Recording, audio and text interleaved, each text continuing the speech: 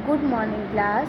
I hope आप सभी अच्छे होंगे और अपना ध्यान रख रहे होंगे इस कोरोना टाइम में और बाहर नहीं जा रहे होंगे।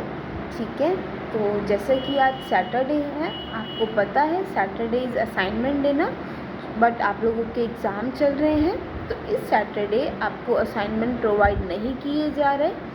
ठीक है, इस सैटरडे आपकी पढ़ाई होगी और इस पूरा वीक जो भी आपको पढ़ाया गया है उसके असाइनमेंट आपको नेक्स्ट वीक के साथ मिल जाएंगे। ठीक है, तब तक के लिए आप अपने एग्ज़ाम पे फोकस कीजिए।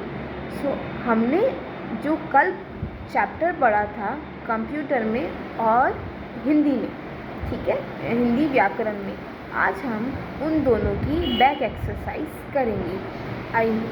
आई होप आपने घर पे एक बार वो चैप्टर रिवाइज़ किया होगा ज़रूर, और जो काम नोटबुक में करने को दिया गया था आपने वो कर लिया होगा। तो आज हम उसकी बैक एक्सरसाइज करेंगे। आप सभी अपनी हिंदी व्याकरण की बुक निकाल लीजिए, पेज नंबर 16 पर। ओके, 16 पे एक्सरसाइज गिवन है ना, सो आप सभी 16 पेज निकाल लीजिए। तो अब हम पढ़ते हैं। सबसे पहला क्वेश्चन क्या है? सबसे पहला क्वेश्चन पूछा गया है, मात्रा किसे कहते हैं, यानी मात्रा क्या होता है। तो हमें पता है स्वर का जो रूप व्यंजन के साथ जुड़ता है उसे मात्रा कहते हैं। यानी स्वर का जो भी रूप जब व्यंजन के साथ जुड़ जाता है ना, तो उसको हम मात्रा कहते हैं। ठीक है, निम्नलिखित स्वरों की मात्राएं लिखिए। यहाँ पे बहुत सारे स्वर दिए गए हैं, हमें इन स्वरों की मात्राएं लिखनी है। जैसे कि ये क्या है, आ से आम होता है ना, ये आ की मात्रा है। ये छोटे ऊ की मात्रा है, ये ए लिखा है ना, तो ए की मात्रा हम कुछ इस तरीके से लिखते हैं। ये छोटी ई है ना, तो छोटी ई की मात्रा इस तरीके से। ये बड़ी ई है तो बड़ी ई की मात्रा इस तरीके से। ये बड़ा ऊ है तो बड़े ऊ की मात्रा इस तरीके से। ऋषि की मात्रा इस तरीके से, आई की मात्रा इस तरीके से और ओ की मात्रा इस तरीके से। तो हमें पता होना चाहिए कि किस स्वर की मात्रा किस तरीके की होती है। ठीक है, अब आपको क्या करना है, ये बहुत छोटा सा चैप्टर है और इंटरेस्टिंग भी है। तो पॉइंट नंबर 3 में लिखा है, कुछ पिक्चर्स बनी हुई है, हम इन पिक्चर के सामने कुछ वर्ड लिखे हुए हैं बट वो कंप्लीट नहीं है। हमें पिक्चर को देखते हुए उसमें मात्राएं लगानी है और शब्द को पूरा करना है। ठीक है, जैसे कि सबसे पहले है गाजर।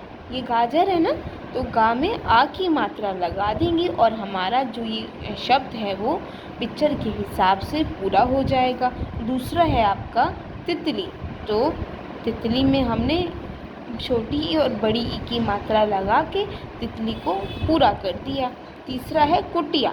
ठीक है, तो कुटिया में छोटी ऊ की मात्रा और छोटी ई की मात्रा लगाकर हमने कुटिया शब्द पूरा कर दिया। इस तरीके से हमने लौकी पूरा कर दिया, मोरनी पूरा कर दिया और तृण मतलब होता है घास के कुछ तिनके। ठीक है, तो तृण हो गया। ये है मैना हो गया। ठीक है, तो इस तरीके से हमने मात्राएं लगाकर इन वर्ण से कुछ मीनिंगफुल शब्द बनाए जो इस पिक्चर को बता रहे हैं।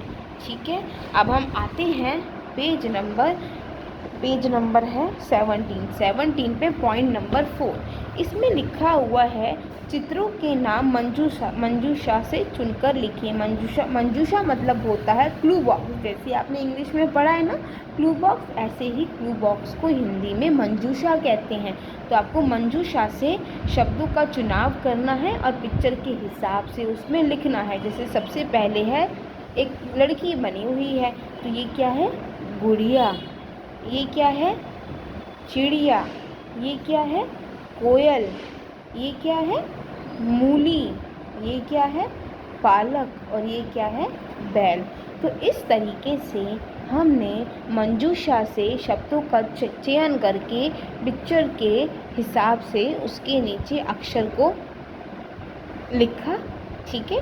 अब हम पॉइंट नंबर 5 पर आते हैं। पॉइंट नंबर 5 हमसे कहता है कि यहाँ पे उन्होंने मात्राएं लिखी हुई हैं और स्वर भी लिखे हुए हैं कि कौन से स्वर की कौन सी मात्रा होती है। अब हमें करना क्या है, हर एक मात्रा से दो दो शब्द बनाने हैं और उसके सामने लिखने हैं। ठीक है, तो चलो हम करते हैं। जैसे ये आ की मात्रा है, तो आ की मात्रा से हमने आम और अनार बनाया। ये ई की मात्रा है तो पिता और किताब बनाया। ये बड़ी ई की मात्रा है तो रानी और हाथी बनाया। छोटी ऊ की मात्रा से गुड़िया और चुटिया बनाया। बड़े ऊ की मात्रा से चूहा और फूल बनाया। ऋषि की मात्रा से नृप और कृषक बनाया।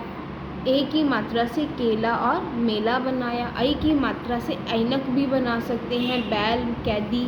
ओ की मात्रा से कोयल और कोमल बनाया। औ की मात्रा से औरत और कौवा बनाया, है ना। और ये वाली मात्रा होती है, इसको हम ऐसे बिंदु बोलते हैं, पर इसका नाम क्या होता है, अनुस्वार। तो इसको हमेशा अक्षर के ऊपर लगाते हैं। और ऋषि वाली मात्रा को हमेशा अक्षर के नीचे लगाते हैं, इसको हमेशा अक्षर के ऊपर लगाते हैं। तो अंदर और तितली, और जो ये है विसर्ग जिसको हम बोलते हैं, इसको हमेशा अक्षर के राइट साइड यानी सीधे हाथ सीधी तरफ लगाते हैं, जैसे प्रातः और शनय। ठीक है, तो इस तरीके से हमने जाना कि कैसे हम इस तरीके से हमने ये जाना कि स्वर को जब व्यंजन से मिलाया जाता है तो मात्राएं बनती हैं। हमने मात्राओं को स्वर के सामने भी लिखा ताकि हमें पता चले कि कौन से स्वर की कौन सी मात्रा होती है। यानी जो आ है उसकी मात्रा कैसी होगी, छोटी ई की मात्रा कैसी होगी, बड़ी ई की मात्रा कैसी होगी। और साथ ही साथ हमने हर मात्रा से दो दो शब्द बनाए ताकि हमें शब्दों का भी ज्ञान हो जाए कि किस शब्द में कैसी मात्रा आती है। तो ये पाठ हमारा यही ख़त्म होता है। ये सारा ही काम आपको अपनी बुक में करना है। मैं आपको पिक्चर्स भेज दूँगी। Thank you very much.